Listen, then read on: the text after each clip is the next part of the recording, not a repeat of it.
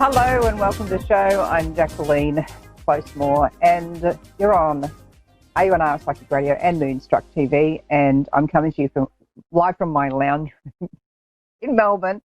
We're in complete lockdown. We've got mask time, or rather, oh, hang on, yeah, it is that way. It's fun, isn't it? Not. So some people have been freaking out this week, and it's a very stressful time, and one of my peers called it vicarious trauma. And it's where you're listening to way too much of everything about the news and what's sort of happening. And I think the thing is to go back into your centre, go back into your own sense of being at the moment, maybe switch off the news, switch off all of this sort of stuff going on. Do what you need to do and be kind to yourself. And you know, when we sort of look at how do I be kind to myself, so quite a few of my clients can be quite perfectionistic, I find, and really hardworking people are perfectionistic in a sense. And in that perfectionism and in that hardworking nature is sometimes the need to really learn to relax, learn to let go, learn to just be with what is. And when we can't control the environment around us, just simply control within ourselves. So that's an important thing to sort of look at is, you know, am I doing what I need to do for me to be you know, happy and well? And I just wanted to touch on masks for a minute, because some people have been feeling that mask is a freedom issue, but actually it's a health issue. And if you speak to doctors, nurses, and all that sort of thing, you know, if you look at surgeons, case in point, surgeons are wearing masks anything up to 20 hours in a day.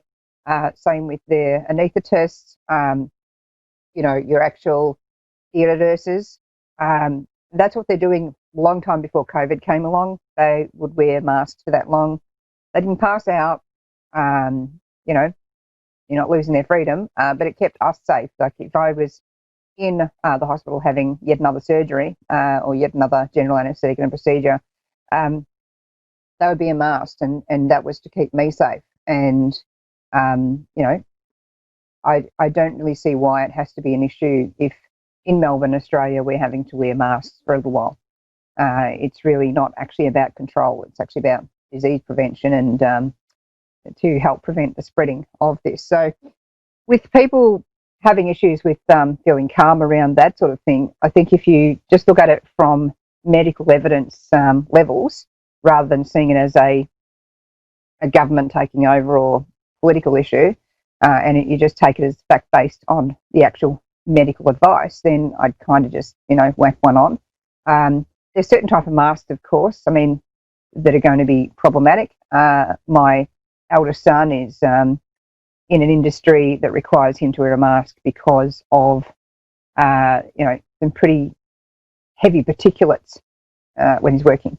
So the interesting thing he found is that, well, he has to wear that to stop from getting certain substances into his system that can make him feel quite ill, and he's not meant to do that very often. He's meant to have a mask for that. But with all the rush on masks from Bunnings shopping centre, the hardware, you know, he couldn't actually get a mask for a while because people were going and buying them when a mask to do with heavy particulates is not actually helpful for COVID.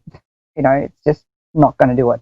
So, you know, just I just get the ones that are actually being recommended here and do your research on that, which probably is not going to be so much YouTube and more, you know, actual reputable sources. So just be careful what you're searching as well. If you're going on certain types of searches on social media, will bring up information that goes further and further into the line of what your preferences are, rather than actual information that's reputable as well. So you can actually end up in a silo of thinking. So there can be all these different silos and they don't talk to each other. And then you're stuck in one line of thinking and it just gets more like that. So, you know, I'd just be careful what you're looking at there.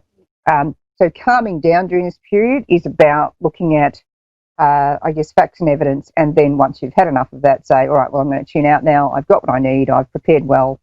I'm now going to take some rest and some comfort at home. What are things that you can do to be kind to yourself? So when I was talking about perfectionistic types of people, well, there's a tendency to think too much. So when you sort of hit the upper limits of what you can sort of take in, it's time to sort of say, all right, well, let's just simplify this down. So, if you've got a job, fantastic. So spend the time working in that.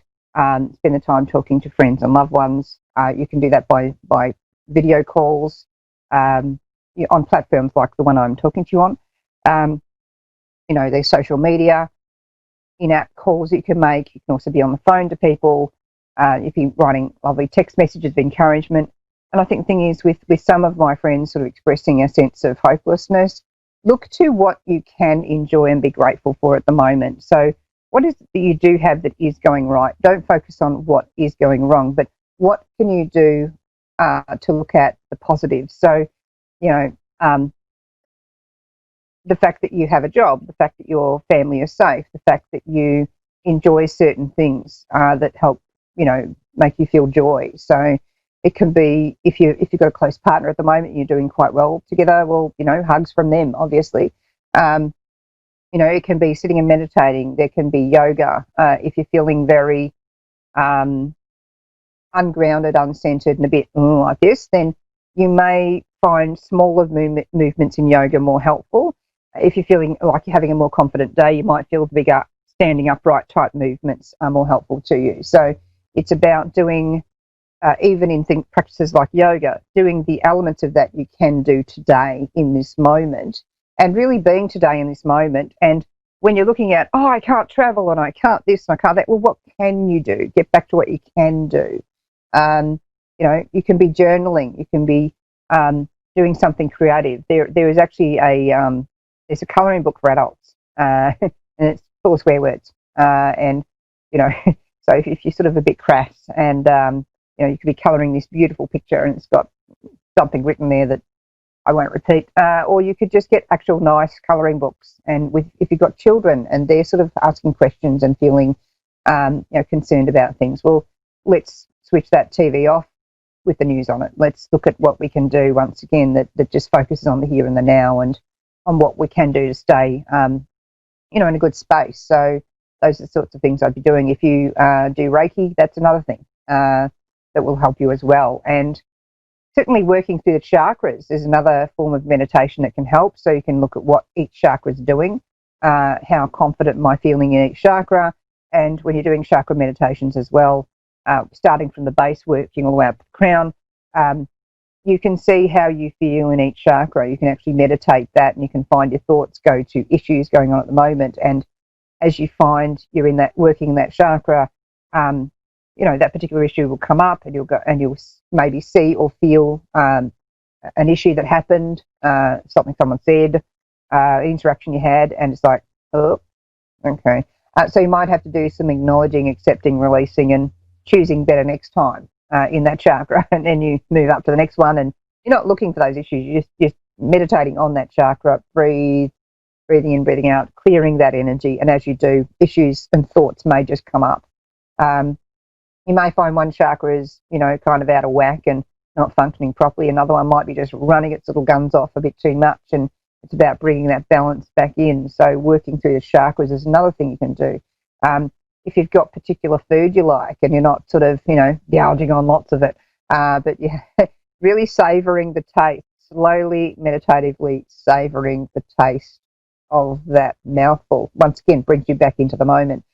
Even things like, focusing on looking at your hands, and then feeling them as you sort of stretch them out. You can sort of really feel those hands and look at them. And if you're doing the same with your feet, and you work from your toes right up to your legs, and stretching and tensing different parts as you're breathing in and out, that's another form of meditation you can do.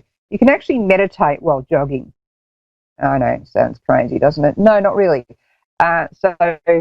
The way I jog and meditate is I'll get into the rhythm first and get quite comfortable. That might take me 10 minutes maybe of jogging, and then I hit a certain rhythm of jogging, and then it's like, right. And so I will actually breathe in, counting 4, hold, count 4, breathe out on 4 counts, hold for 4 counts, breathe in for 4 counts, hold for 4 counts, breathe out for 4 counts, in for 4, so holding on for 4 counts before breathing in again. So that's while jogging along. So I'm actually focusing on the breath as I'm going, and that can be a way, once again, of meditating. Another form of meditation, I've actually got my bowls up here, but you can't see them. Oops. I've got Tibetan bowls, so I will literally be playing the bowl, and that will be another form of meditation. I will see if I can do that with my eyes closed. In my case, I sort of also play, will hula hoop at the same time, and the hula hoop runs at a different speed to the bowl, so there's the next level of challenge for you. I reckon if I stuck a sage to smudge at the same time, or some incense in my head, I could be walking around and space clearing while getting my cardio and ab work and meditation at once. But everyone does meditation differently. There's no right or wrong to that, and I think that is a tool you can use. You can have days where you just can't even, and that's a day for, if you've got the ability to do so, to wrap yourself in a blanket and watch some trash TV, preferably not news stuff, just movies. Spend time with your kids, spend time with your family, spend time with your pets. Be grateful for what you have. Look at that sort of thing, and it will get you through. Yes, make practical plans for the future. Do be looking at that. That's the sort of thing I'd be doing. So that's just some tips for today. I'm moving across to my Jacquelene Closemore live Facebook page in a second. I'll look forward to seeing you there if you're catching up with me. In the meantime, rest of Moonstruck TV and A1R Psychic Radio will be with you. There'll be more shows. Thank you for joining me this week. I'll be back next week, bright and early.